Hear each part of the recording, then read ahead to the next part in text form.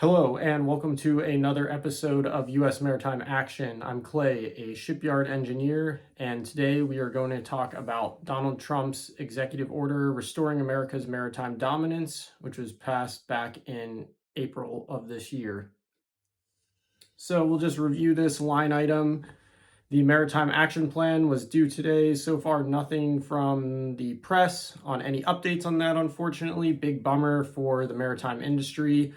Hoping to keep on some momentum that's been building this year with the attention that the Ships for America Act and this executive order have given the shipbuilding and merchant mariner industries. So without further ado, let's continue on and just start here. So the purpose, as it states, the commercial shipbuilding capacity and maritime workforce of the United States has been weakened by decades of government neglect, leading to the decline of a once strong industrial base, while simultaneously empowering our adversaries and eroding the United States' national security. Both our allies and strategic competitors produce ships for a fraction of the cost needed in the United States. Recent data shows that the United States constructs less than 1% of commercial ships globally, while the People's Republic of China is responsible for producing approximately half. Rectifying these issues requires a comprehensive approach that includes securing consistent, predictable, and durable federal funding, making United States flagged and built vessels commercially competitive in the international commerce, rebuilding America's maritime manufacturing capabilities, and expanding and strengthening the recruitment, training, and retention of the relevant workforce. So, next section is the policy, and just summarizing more of what was already said. This is what I just mentioned here at the start, the Maritime Action Plan. So within 210 days, which is today, still so far nothing. All of these people, Marco Rubio at the head and other members of Trump's cabinet, have not delivered so far.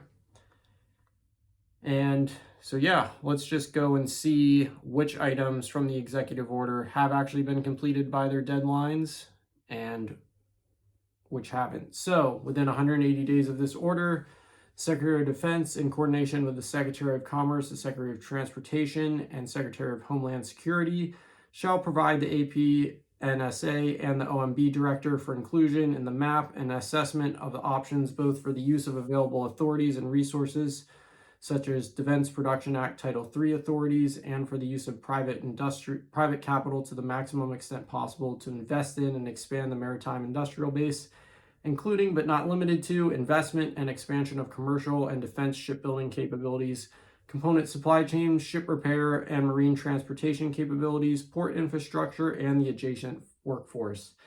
Now that is a sentence, ladies and gentlemen. Wow. So by my own assessment, and then we have another few paragraphs there, but portion A, which is identifying key maritime components in the supply chain that are essential for rebuilding and expanding the maritime industrial base. I would say this has not been done or it has not been made public. B, ensure that the recommendations of public and private investments are made according to a clear metric derived in consultation with the assistant to the President for Economic Policy of return or invested capital for the United States taxpayer and to the economic and national security of the United States. I would also say that this has not been performed or not made public. Ensure that the recommendations take into consideration the projected increases to commercial and defense capabilities and projected growth in economic activity and the projected benefits for taxpayers and workforce. Also note, so section 4, 180-day deadline, pretty big fat note for that one. Next one, section 5, actions into the investigation of the PRC's unfair targeting of maritime logistics and shipbuilding sectors. I do not even need to go through the bullets here to say that this has absolutely been done. Whether you agree with it or not, this one has gained a lot of media attention. We've had the back and forth between the US shipbuilding and Chinese shipbuilding with tit-for-tat port fees issued by each of our governments, and that has recently ended in all those port fees being suspended for at least a year and most likely resolved with further negotiations, at least based on the stories in the news. So specifically, we'll look at the ship-to-shore cranes manufactured, assembled. I haven't seen progress on this one, and that's had a lot of pushback from the ports. So I think this one really, they did do everything on it, and it hasn't been terribly effective. They've realized that either China will come back with a counter to these, making them less effective, and also it doesn't really do anything to rebuild the domestic shipbuilding industry. It really is just maybe push some orders to Korea, Vietnam, Japan, other shipbuilding countries, as I've mentioned in some of my previous videos or shorts. So enforced collection of the harbor maintenance fee and other charges. Again, that was happening for a while. Now it's on pause. We'll give them a check for that one, even though that plan seems to have altered course. These next two: engage allies and trade partners to align trade policies and reduce dependence on adversaries through allies and partners. I think there has been some decent progress with this. We've seen partnerships from Korea with US shipyards. HD Hyundai is partnering with HII, Samsung with Vigor Industrial, as well as Hanwha purchasing the Philadelphia shipyard. That was a big one there that happened at the end of last year. And now there's talk of building tankers there and supposedly a submarine, though not sure that that will happen given the capabilities and history at Philly shipyard, where they've really just been doing commercial ships here for the last 20 or so years. Though Rhodes Industries nearby is being set up to deliver portions for the Virginia class and Columbia class programs. Anyways, getting a bit off topic there, but I would say that there's been significant progress in sections 7 and 8, so we'll give them a check. Launch a Maritime Security Trust Fund. This one's a big nope, but I've heard rumors that they kind of need the Ships for America Act to pass before they can do that. I don't know all the political details behind that, but this is a big one that's in both this executive order and the Ships for America Act. It has bipartisan support. We just haven't seen it happen yet. I'm pretty optimistic that this one at a minimum is going to happen. I don't feel quite so optimistic about all these other ones, as we'll continue to discuss. The Shipbuilding Financial Incentives Program. So this one's been okay. I've seen a number of tax credits being rolled out for vessel construction and proposed. And again, a lot of that's also in the Ships for America Act. I would say one portion where I would be a little bit critical is the Small Shipyard Grant Program and federal ship financing. Federal ship financing, I don't know that any progress has been made in setting that up or salvaging it. I don't know the full history of this, but so far as I know, financing a ship in the US is still very difficult compared to, say, China or Korea or any of those countries. China especially is known for their very broad and large ship financing program. Shipyard Small Grant, there has been some money given out, though I've heard that MARAD is having issues with tracking the effectiveness of how that money was used. But anyways, we'll give them a check for that. That's decent enough. Or a middle, maybe a half check. Establish maritime prosperity zones.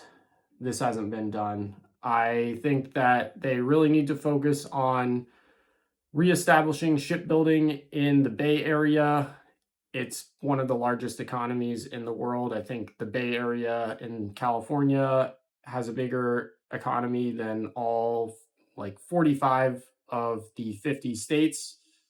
But shipbuilding has just died there, and it was in the last year that the former BAE Systems dry dock, which was one of the largest in the world, was retired and towed away. So they're just losing more capability there, and no signs of building anything back up in the Bay Area. I also think that Houston, Texas, it's our biggest export hub, I believe, and a major energy export hub for oil and liquid natural gas. I think this is a massively underdeveloped area, and it's got a growing population. There is an island, Pelican Island, where the Texas A&M Merchant Academy is, as well as some small repair yards and a little bit of Navy and port stuff there as well. The island has tons of space. I think it'd be a great spot for a new shipyard. You could build on the growing Texas population, and then right next to the Maritime Academy is pretty perfect if you ask me. I don't know if there's any issues with the land or anything, but that's certainly an area that I think needs to be made into a big hub. I'd like to see some stuff coming back into the Great Lakes region, whether that's kept to just Fincantieri. I think they should expand on that and try and establish something else on one of the other Great Lakes states. We got unused dry docks in Toledo, in Erie, Pennsylvania. So a lot of work to be done for this prosperity zone. To continue on that rant as well, I'd say a couple other places to look for development. Florida has a little bit of action, but I think they could grow a lot. And Edison Chuest has some big dry docks that are just used for repair, but that could potentially serve as a place to do ship construction, maybe not the entire ship, but certainly for final erection. Laying some large ships in those big dry docks they got there would make good use of them. I like that they do include in here to include zones that are outside of traditional coastal shipbuilding. I think we really need to look at setting up maybe smaller shipyards that produce blocks and shipping them downriver to larger shipyards for assembly. This way we can spread out some of the economic benefit, especially for government contracts on Navy ships and what have you. We have seen a little bit of progress in this regard this year. There was the subcontracting out of Arleigh Burke destroyer blocks from Ingalls to Eastern Shipbuilding. So I hope to see a system set up like that.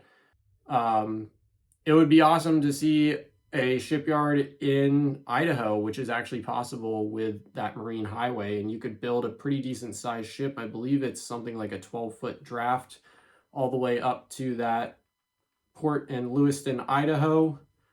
And then some of these other areas that I haven't covered yet. Baltimore has the abandoned Sparrows Point Yard. There's still a dry dock there that could be further developed. And Boston area contains the former Four River Shipyard, which has still 3 dry docks remaining. I'm not really sure of the state of those, if they would require a bunch of money for upkeep. I think we need to consider areas that are underdeveloped and have either existing shipyard and shipbuilding infrastructure, which is basically dry docks or slipways, and also have population growth if possible.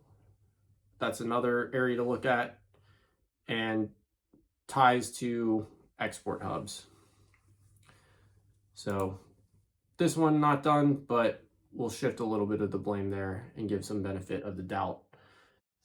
Reporting on the maritime industry needs. This one I haven't heard a ton about. I guess we did see some orders for medium range tankers from the new Hanwha Philly shipyard, but not a lot else that I can say on this. Some discussion again in the Ships of America on cargo preference, so some more overlap, but overall reporting on maritime industry needs still needs some work. Expanding mariner training and education. I won't comment too much on this. I'm not really in this industry.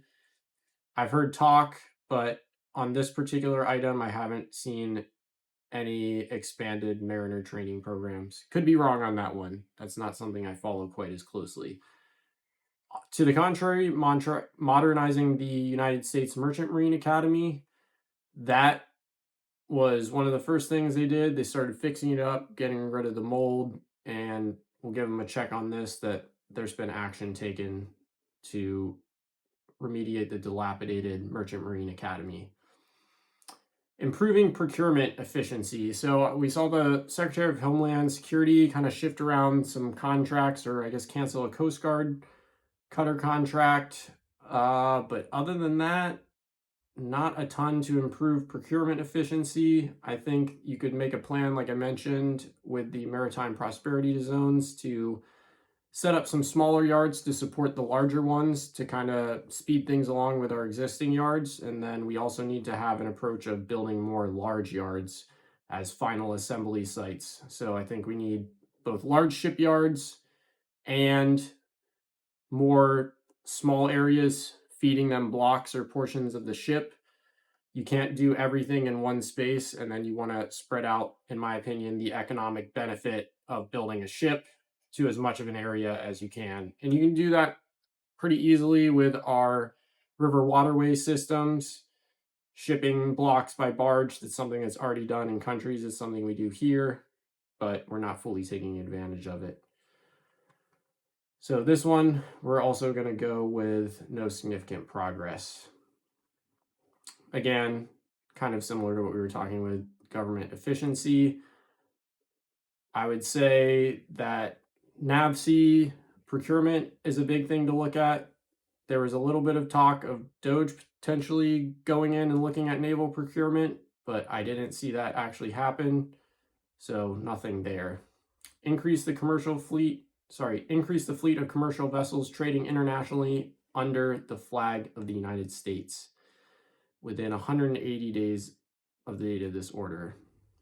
We'll give a small check. So CMA CGM has promised, I don't know how much that means, to move, I believe, 20 ships. I'll have to double check the numbers on that. So far, they've only reflagged one ship, the Phoenix. It's the biggest container ship ever flagged to the US. That's pretty cool, but other than that, no real growth. So check minus, I guess, on that, if that's where we're going. Ensure the security and leadership of Arctic waterways. I'll give them a check on this one. There has been deals made for construction of polar icebreakers, so we know that's going down, and I assume that there is also talk of what our Arctic strategy is, how we're going to be cooperating with allies in that region based on all the developments in the icebreaker program. So I've been pretty satisfied with the progress on this, unlike a lot of the other in this order. Shipbuilding review. As someone working in the industry, this one has been really frustrating. It was one of the earliest due. The Secretary of Defense, Secretary of Commerce, Secretary of Transportation, and Secretary of Homeland Security shall conduct a review of shipbuilding for United States government use and submit a report to the President with recommendations to increase the number of participants and competitors within United States shipbuilding and reduce cost overruns and production delays for surface, subsurface, and unmanned programs. This report must include separate itemized and prioritized lists of recommendations for the United States Army, Navy, Coast Guard, and shall be included in the map. I could see this maybe being something they don't present to the public, but we never got a formal update. I never saw anything on this, on what the aims are for shipbuilding. I think they need to make goals for how many ships we're going to build per year and how many new shipyards we plan to add. I think we need 3 to 5 large shipyards, and we need to be looking at producing around 50 commercial ships, large ocean going ships over 1,000 tons per year. Deregulatory initiatives. Within 30 days of the date of this order, the Secretary of Defense, Transportation, Homeland Security shall conduct a review of the regulations and implementation thereof across all components pertaining to the domestic commercial maritime fleet and maritime port access to determine where each agency may be able to deregulate within the framework of Executive Order 14192 of January 31st, 2025, unleashing prosperity through deregulation to reduce unnecessary costs and clear barriers to emerging technology and related efficiencies. Each agency will submit a report of its findings to the OMB director and to the APNSA for inclusion in the map. I saw some proposals early on, but I don't think I've seen any implementation. Anyways, the inactive reserve fleet. Within 90 days of the date of this order, conduct a defense review, and issue guidance on the funding, retention, support, and mobilization of a robust inactive reserve fleet. I did see some contracts going out to the ready reserve fleet, so we'll give them a skeptical check on this one because at least the reserve fleets are getting attention. I just didn't see anything coming from the press on this, but that's not a very exciting item to report on, so maybe something happened. I don't know. So, all in all, just about a 50% completion rate on the objectives for this executive order so far. We really need to see that Maritime Action Plan come out. That would be a huge help to the industry, and I am genuinely in support of the actions laid out in this executive order. Thanks for tuning in, and have a good one.